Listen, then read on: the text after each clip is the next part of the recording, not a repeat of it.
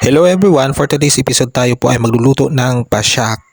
Una ko nga pong ginawa dito ay tininlag ko muna yung isasalang mo na walang tubig sa kaldero para lalabas po yung katas niya.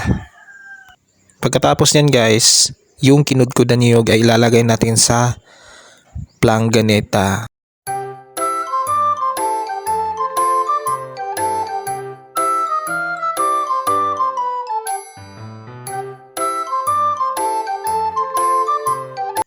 At pagkatapos, lagyan natin ng mainit na tubig. So, syempre guys, ayaw ko ring mapaso.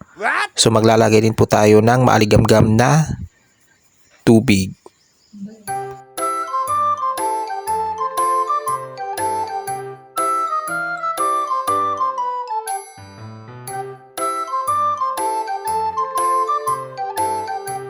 At syempre, lamas-lamasin natin hanggat lalabas yung katas ng niyog. Ay for the go!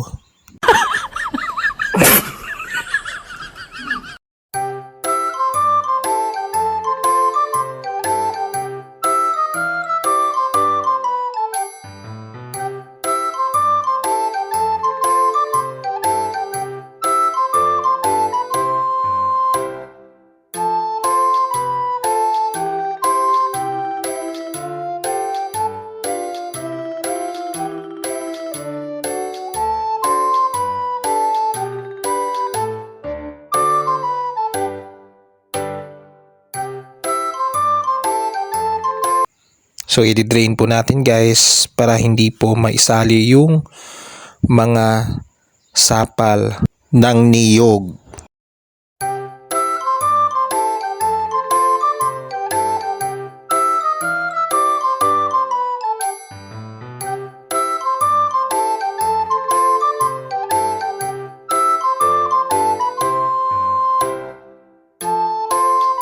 So, yun na po yung coconut milk natin guys.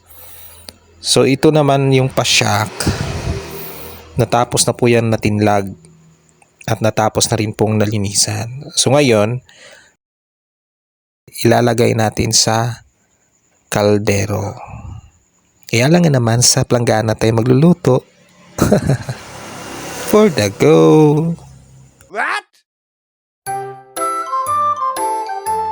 So ayan na guys, ilalagay natin yung sibuyas, bawang at luya at pinaghalo-halo ko natin po pala yung mga sibuyas, bawang at luya. Eh yun naman pa rin, magkakasama din naman yan sila sa kaldero. At ilalagay na rin po natin yung coconut milk or gata. Pagkatapos yun guys, syempre, isasalang na natin sa apoy. Alam nga naman, titingnan natin hindi yan maluluto before the go.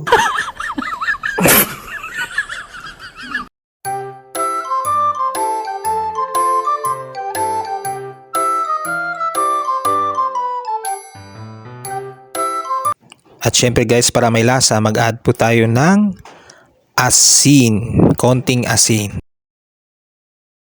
Pati na rin po yung pangpalasa na seasoning.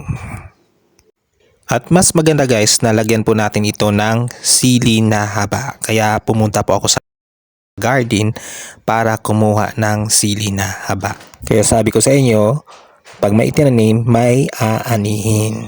Kaya kayo guys, magtanim po kayo.